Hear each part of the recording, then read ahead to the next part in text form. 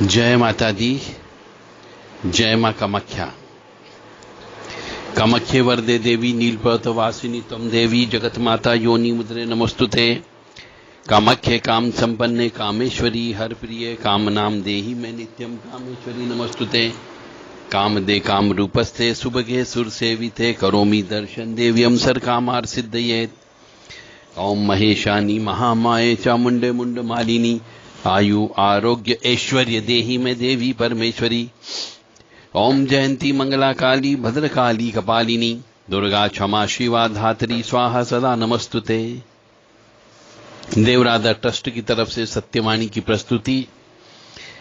हवन कैसे करें, अनुष्ठान कैसे करें और हवन से आपको क्या क्या प्राप्त हो सकता है, हवन में कौन कौन सा सामान की आवश्यकता होती है, और यदि समृद्धि चाहिए तो किस किस समय हवन करना चाहिए, धन चाहिए तो किस समय हवन करना चाहिए, पितरों के निमित्त हवन करते तो कब करना चाहिए, और ईश्वर जैसा आप हवन में देते हो वैसा ही ईश्वर वापिस हमें क्यों दे देता है, और 10 महाविद्या का हवन करने से आपको क्या क्या प्राप्त हो सकता है।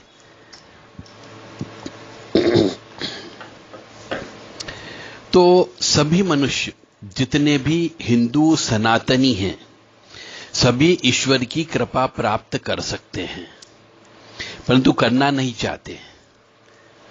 सिर्फ फोन पर व्हाट्सएप पर मैसेज के माध्यम से उन्हें सिद्धि दे दो केवल।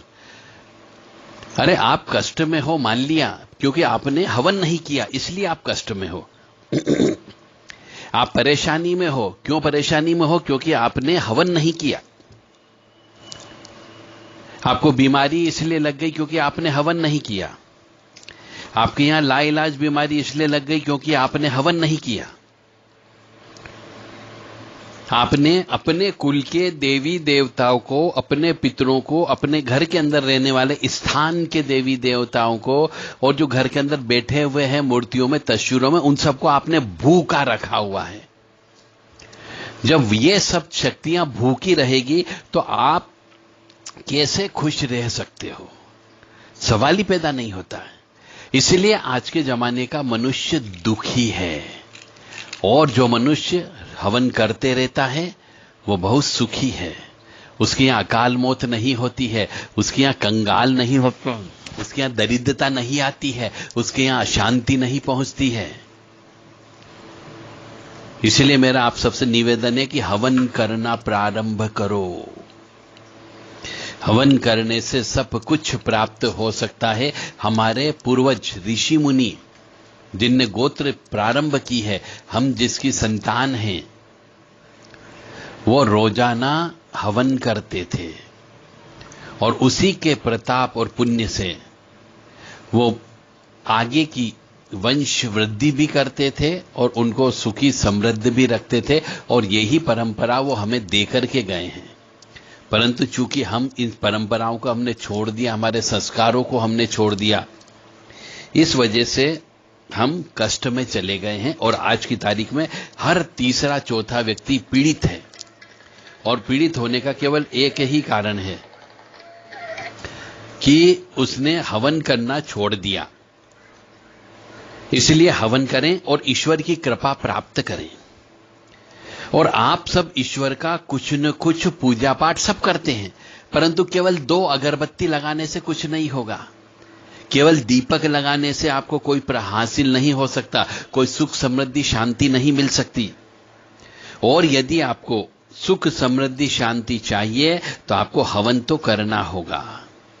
और ये जो आप पूजा पाठ करते हैं उसमें भी तो गलती बोलते हो, मंत्र भी गलत बोलते हो, इस वजह से भी आपकी पूजा स्वीकार नहीं होती है। और घर के अंदर आप प्रेतों का पूजन करते हो, घर के अंदर आप जिन जिन्नादों का पूजन करते हो, किसी मजार पे चले गए तो वहां से फूल लेकर के आ गए तो भी आपको कष्ट की प्राप्ति होती है। किसी मजार पे चले गए, वहां से आपने चादर उठा करके लेकर के आ गए और उनकी पूजा करने लगे तो भी आपको कष्ट की प्राप्ति होगी। और यहां तक कि आप बहुत सी मजार और दरगाह से ईंट और धूल मिट्टी उठा लाते हो, उस वजह से भी आपको कष्ट की प्राप्ति होती है। तो आप अपने कुल देवी देवता की पूजा करें और कुल देवी देवता की पूजा के साथ साथ पितरों को तर्पण करें, पितरों को पिंडदान करें, ताकि वो तृप्त रह सके, प्यासे नहीं रहे और भूखे नहीं रहे। तो अब यहां पे हम चल रहे थे कि हवन कैसे किया जाए। हवन करने का एक पूरा विधान होता है, उस विधान का पालन करना होगा। परंतु आप कहेंगे कि हमें हवन करना नहीं आता है, तो आज हम आपको हवन कैसे करें ये चीज आपको बताएंगे, और हवन करने से आपको क्या क्या चीज की प्राप्ति हो सकती है वो भी हम आपको बताएंगे। बहुत से लोग हमें कहते हैं कि साहब ईश्वर की पूजा पाठ भी हम करते हैं, कभी कभी होम भी करते हैं, परंतु हमें फल प्राप्त नहीं होता है। तो कभी कभी करने से भी काम नहीं चलता है। हर अमावस्या के दिन संक्षिप्त हवन करना चाहिए, पूर्णिमा के दिन हवन करना चाहिए, बच्चे के जन्मदिन पर हवन करना चाहिए, आपकी विवाह की वर्षगांठ पर हवन करना चाहिए, और दान धर्म भी देना चाहिए। तो जो मनुष्य जिस चीज से, जिस सामग्री से हवन करता है, उसको वैसा ही फल की प्राप्ति होती है, जीवन में खुशहाली प्राप्त होती है और ईश्वर का कृपा और आशीर्वाद प्राप्त होता है जो मनुष्य हवन करता है उसको और उसके परिवार को। तो यदि आप जीवन में खुशहाली चाहते हो, जीवन में सुख शांति चाहते हो, तो आपको हवन करना अत्यंत आवश्यक है। और जिस जगह हवन किया जाता है वह जगह शुद्ध हो जाती है। चाहे फैक्ट्री में हवन किया जाए, चाहे दुकान में हवन किया जाए, चाहे घर में हवन किया जाए, चाहे मंदिर में किया जाए, जिस जगह भी आप हवन करोगे उस जगह की जहां जहां तक धुआं जाता है वहां वहां तक की जगह पवित्र हो जाती है, शुद्धिकरण हो जाता है, और वहां की नकारात्मक ऊर्जा दूर हो जाती है और बुरी शक्तियों का प्रभाव कम हो जाता है, या बहुत से तो बुरी शक्तियां छोड़ करके चली जाती है, और नई चेतना का जागृत हो जाता है और नई ऊर्जा का संचार भी होता है। और जब हवन करते हैं तो दुख कम हो जाते हैं, कष्ट कम हो जाती है, बीमारियां कम हो जाती है, रोजगार में लाभ प्राप्त होने लगता है, घर का वातावरण सौहार्दपूर्ण हो जाता है, चेतनामय हो जाता है और शुद्ध स्वच्छ और पवित्र हो जाता है, सकारात्मक ऊर्जा का संचार होने लगता है और धनात्मक ऊर्जा का संचार होता है। इसलिए हवन करना चाहिए। हवन कैसे करें? अब हवन करने में क्या क्या सामान लगता है वो मैं आज बता देता हूं आपको, नोट कर लीजिएगा आप। आसन होना चाहिए, दीपक लगा दें, धूप बत्ती लगा दें, माचिस की जरूरत होगी, कपूर, घी, बत्ती, एक चक्कू, नींबू, नारियल, कलश, जल, रोली, कुमकुम, हवन, चावल, काले तिल, जौ, शकर, कमलगट्टे, मखाने, लौंग, आम के पत्ते और कुशा और एक कलश। इन सब सामान को इकट्ठा कर लें। अब यदि आपको अपने जीवन में कोई भी मनुष्य हो, चाहे लड़का हो, लड़की हो, वृद्ध हो, जवान हो, प्रौढ़ अवस्था वाला हो, वृद्धावस्था वाला हो, यदि उसे अपने जीवन में, अब बचे हुए जीवन में यदि सुख समृद्धि चाहिए, तो मैं हवन का वो बता रहा हूं आपको कि कब हवन करना चाहिए। यदि आपको समृद्धि चाहिए अपने जीवन में, तो ब्रह्म मुहूर्त में सूर्य उदय के पहले हवन कंप्लीट हो जाना चाहिए।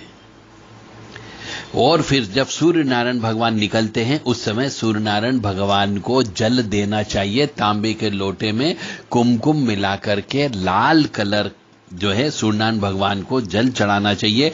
ओम ह्रीम गृहणी सूर्य आदित्य श्रीम ओम मंत्र बोलते हुए, या फिर ओम राम रीम रोम सह सूर्याय नमः यह बोलते हुए पूर्व मुख करके जब सूर्य की लालिमा प्रारंभ हो जाती है उस समय पे सूर्यनारायण भगवान को जल देना चाहिए, तो आपको समृद्धि अवश्य प्राप्त होगी। यह रोजाना करें, यह मत पूछो कि कितने दिन करना है।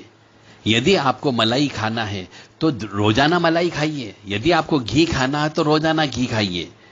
तो समृद्धि यानी आगे बढ़ना है, पूरे जीवन भर आपको आगे बढ़ना है, तो रोजाना हवन करना प्रारंभ कर दो। यदि रोजाना नहीं कर सकते हो तो कुछ दिन तो 91 दिन 90 दिन का संकल्प लेके 90 दिन तक तो लगातार करिए। उसके बाद अपनी इच्छा अनुसार 1-2 दिन छोड़ करके कर ले, सप्ताह में 1 दिन कर ले। यदि आपको धन चाहिए तो ब्रह्म मुहूर्त में भोजन करने के पहले यानी नाश्ता करने के पहले हवन करना चाहिए, खाली पेट हवन करना चाहिए और उत्तर में मुख रख करके हवन करना चाहिए। यदि आपको धन चाहिए तो यदि पितरों के निमित्त हवन करते हैं तो दक्षिण दिशा में मुंह करके हवन पूजन करना चाहिए और विधि विधान से करना चाहिए। देवी कृपा, आशीर्वाद, सुख, निरोग प्राप्त करना हो तो पश्चिम में मुख रखे और हवन पूजन करना चाहिए। जैसा भोजन हम ईश्वर को देते हैं वैसा ही आपको आशीर्वाद प्राप्त होता है। यानी हम हवन में जैसी हवन सामग्री का प्रयोग करेंगे आपको भी वैसा ही भोजन प्राप्त होगा। जैसे घी, शक्कर, चीनी, शहद, मिश्री, मखाने, पंचमेवा, खीर, हलवा, पूड़ी, नींबू, नारियल, अनार, केले, सेवफल, अंगूर, किशमिश इत्यादि, इन सब से हवन करना चाहिए ताकि आपको भी यही जीवन में खाने को मिलेगा। क्योंकि अपनों को भी ड्राई फ्रूट की आवश्यकता होती है तो भगवान को भी पंचमेवा खिलाइए। कमलगट्टे और अन्य औषधि के अंदर बच, शतावरी, कपूर, काचली, चार छबीला, धूप बत्ती, नमक, शहद, लाल मिर्ची, पीली सरसों, राई, काली मिर्च, लौंग, जायफल, जावित्री, गरम मसाला, सहदोई, बेलफल, बेलपत्री, शराब, मांस, इन सब से भी हवन किया जाता है। आपको जो चीज चाहिए उस चीज से आप हवन करें, वो चीज ईश्वर आपको 10 गुना देता है। और जिस प्रकार की आपकी तृष्णा है यानी जिस प्रकार की आपकी इच्छा है वैसी ही देवी जी का हवन आपको करना चाहिए, देवता का हवन करना चाहिए, उनकी पसंदीदा सामग्री से भी करना चाहिए। जैसे मकान चाहिए तो आपको भुवनेश्वरी देवी का हवन करना चाहिए, वह मंगल ग्रह का हवन करना चाहिए और लाल चीजों से हवन करना चाहिए। यदि आपको धन चाहिए तो महालक्ष्मी का हवन करना चाहिए, कमलात्मिका का हवन करना चाहिए, कुबेर देवता का हवन करना चाहिए और शुक्र ग्रह की शांति और शुक्र ग्रह का हवन करना चाहिए। और श्री गणेश, पढ़ाई लिखाई, सरस्वती, श्री गणेश जी और मातंगी की हवन करना चाहिए। और शांति के लिए काली महाकाली का हवन करना चाहिए, काल भैरव का हवन करना चाहिए। और तांत्रिक शक्ति प्राप्त करना हो तो तारा देवी का हवन करना चाहिए, काली मां का हवन करना चाहिए, भैरवी देवी का हवन करना चाहिए, शमशान काली, मसान काली, दक्षिण काली, कंकाली काली, भद्रकाली, इनका हवन करना चाहिए। इन सबका अपना अपना डिपार्टमेंट दिया गया है। तो हर शक्ति अपने अपने विभाग के अनुसार आपको शक्ति प्राप्त करती है। जय माता दी, जय मां कामाख्या। इस प्रकार आपको हवन करना चाहिए। हवन करने के लिए पूरा विधान पहले भी बताया जा चुका है। गणेश जी से लेकर के ओम गम गणपते न से लेकर के ओम शांति शांति शांति तक हवन करना चाहिए। जिस भी देवी देवता का हवन करना हो उनके मंत्र का 108 बार हवन कम से कम करना चाहिए। शुद्ध, स्वच्छ और पवित्र मन से करना चाहिए। और सबसे पहले कहते हैं कि गणेश जी का ध्यान करना चाहिए, तो गणेश जी का ध्यान कर लीजिएगा। फिर नदियां होती है, उन नदियों का ध्यान कर लेना चाहिए। कोई मंत्र बोलने की जरूरत नहीं, ओम गम गणपते नमः बोल दीजिए, फिर ओम वर्णाय नमः बोल दीजिए, ओम अपवित्रम पवित्रो वा बोल दीजिए। हाथ अपने ऊपर जल छिड़क लीजिए, 3 बार जल का आचमन कर लीजिए। उसके बाद जो अपने आसन पर बैठे आसन पर जल छिड़क लीजिए, पृथ्वी का पूजन कर लीजिए, चंदन धारण कर लीजिए, अपने हाथ में रक्षा सूत्र धारण कर लीजिए और अपने गुरु और माता पिता का स्मरण कर लीजिए। सरस्वती मां का ध्यान कर लीजिए, कलश का पूजन कर लीजिए, दीप पूजन कर लीजिए, प्रार्थना कर लीजिए, धूप जला दीजिए और सभी देवी देवताओं का आह्वान कर लीजिए। तो आह्वान करने के लिए ओम श्रीमन महागणाधिपते नमः, ओम उमा महेश्वराभ्यो नमः, ओम शशि पुरंदराभ्यो नमः, ओम वाणी हिरण्यगर्भाभ्यो नमः, ओम लक्ष्मी नारायणाभ्यो नमः, ओम कुल देवताभ्यो नमः, ओम इष्ट देवताभ्यो नमः, ओम ग्राम देवताभ्यो नमः, ओम स्थान देवताभ्यो नमः, ओम स्थापित देवताभ्यो नमः, ओम सर्वेभ्यो देवेभ्यो नमः, ओम सर्वेभ्यो तीर्थेभ्यो नमः, ओम सर्वेभ्यो ब्राह्मणेभ्यो नमः, ओम सर्वेभ्यो ऋषिभ्यो नमः, ओम सर्वेभ्यो सिद्धाय नमः, ओम नवग्रह देवताभ्यो नमः, ओम वास्तु देवताभ्यो नमः, ओम गुरुभ्यो नमः, ओम मातापितृन् कमलेभ्यो नमः, ओम पितृभ्यो नमः, ओम चतुष्षष्टि योगिनी देवेभ्यो नमः, ओम षोडश मातृका देवेभ्यो नमः, ओम सप्तघत मातृका देवेभ्यो नमः, ओम छम क्षेत्रपालाय नमः, ओम बम भैरवाय नमः, हम हनुमते नमः, राम रामाय नमः, ओम विष्णुवे नमः, ओम महेश्वराय नमः, ओम ब्रह्मणे नमः। एतद कर प्रधान देवता श्री महाकाली महालक्ष्मी महासरस्वती त्रिगुणात्मिका स्वरूपाय श्री दुर्गा देवी नमो नमः। ये इस प्रकार से इन सब देवी देवताओं का आपने आह्वान कर लिया। इसके बाद में जो आह्वान होने के बाद में सब देवी देवताओं का पूजन कर दें, ये मान करके कि आपके घर पे सभी देवी देवता आए हैं तो सबसे पहले उन्हें आसन पर बिठाएं। ये मानसिक पूजा होती है। आसन पर बिठा दें, उनके चरण को धुला दें, उनके हाथ को धुला दें, आचमन करवा दीजिए, उनको पंचामृत से स्नान करवा दीजिए, शुद्ध जल से स्नान करवा दीजिए, फिर आचमन करवाइए, फिर उनको वस्त्र दे दीजिए, फिर आचमन करवाइए, फिर यज्ञोपवीत चढ़ा दीजिए, फिर आचमन कराइए, फिर उपवस्त्र दीजिए, फिर आचमन करा दीजिए, गंध तिलक लगा दीजिए, अक्षतान समर्पयामी चावल चढ़ा दीजिए, पुष्पमाला चढ़ा दीजिए और हल्दी रोली अबीर गुलाल सिंदूर कुमकुम जो भी हो वो सब चढ़ा दीजिए। फिर धूप बत्ती को जला दीजिए, दीपक को जला दीजिए और हाथ धुला दीजिए, नैवेद्य उनको दे दीजिए और आचमनम समर्पयामी। फिर उनको पान लौंग इलायची ये सब चीज दे दीजिए और दक्षिणा दे करके प्रणाम करिए। इस प्रकार से ये षोडश उपचार पूजा कहलाती है। उसके बाद में पीली सरसों ओम बम भैरवाय नमः, ओम बम भैरवाय नमः बोलते हुए पीली सरसों अपने यज्ञ स्थल जहां पे यज्ञ करेंगे उसके चारों तरफ छिड़क दीजिए और मन ही मन में संकल्प ले लीजिए कि ये यज्ञ मैं सुख समृद्धि शांति के लिए कर रहा हूं। मेरा नाम ये है, मेरा गोत्र ये है, मैं इस कुल में उत्पन्न हुआ हूं और इस जगह रहता हूं। अब उसके बाद आप प्रारंभ करें, हवन करना प्रारंभ कर दीजिए जैसा बताया गया है उसके हिसाब से। ओम श्रीमन महागणाधिपते नमः स्वाहा, ओम उमा महेश्वराभ्यो नमः स्वाहा, ओम सची पुरंदराभ्यो नमः स्वाहा। इस प्रकार से ये जो 22-23 नाम लिए हैं उन सब 22-23 नामों का स्वाहा स्वाहा करते जाइए। उसके बाद में अग्नि की 7 जिह्वा होती है। काली स्वाहा, ओम कराली स्वाहा, ओम मनोजवाम स्वाहा, ओम सुलोहिता स्वाहा, ओम सुधूम्र वर्णा स्वाहा, ओम प्रदीप्ता स्वाहा। ये अग्नि की 7 जिह्वा होती है। इन 7 जिह्वा में मिठाई से हवन करना चाहिए। फिर 9 शक्तियां बताई गई है शास्त्रों में। ओम ब्राह्मी नमः स्वाहा, ओम महेश्वरी नमः स्वाहा, ओम कौमारी नमः स्वाहा, ओम वैष्णवी नमः स्वाहा, ओम वाराही नमः स्वाहा, ओम नारसिंह नमः स्वाहा, ओम ऐन्द्री नमः स्वाहा, ओम शिवदूती नमः स्वाहा, ओम चामुंडा देवी नमः स्वाहा। इस प्रकार 9 शक्ति के नाम से भी हवन कर दें। 9 दुर्गा जी के नाम से हवन कर दिए। ओम शैलपुत्री देवी नमः स्वाहा, ओम ब्रह्मचारिणी देवी नमः स्वाहा, ओम चंद्रघंटेति देवी नमः स्वाहा, ओम कुष्मांडा देवी नमः स्वाहा, ओम स्कंद मातेति देवी नमः स्वाहा, ओम कात्यायनी देवी नमः स्वाहा, ओम कालरात्रि देवी नमः स्वाहा, ओम महागौरी देवी नमः स्वाहा, ओम सिद्धिदात्री देवी नमः स्वाहा। उसके बाद में आप गायत्री मंत्र की 11 आहुति दे दें, महामृत्युंजय मंत्र की 11 आहुति दे दें, अपने कुल देवी देवता के नाम से 11-11 आहुति दे दो, इष्ट देवता के नाम से 108 आहुति आपको देना है। और उसके बाद में पूर्ण आहुति के लिए एक मंत्र होता है। अगर मंत्र नहीं आता तो खोपरे गोले के अंदर कुछ हवन सामग्री भर के उसको पूर्ण बना दें और वो पूर्ण आहुति के लिए एक कोई भी अपने इष्ट देवता का मंत्र बोलते हुए वो गोला अग्नि में छोड़ दीजिए। यदि आपके पास घी उपलब्ध हो तो घी से आहुति दे देना है इसमें।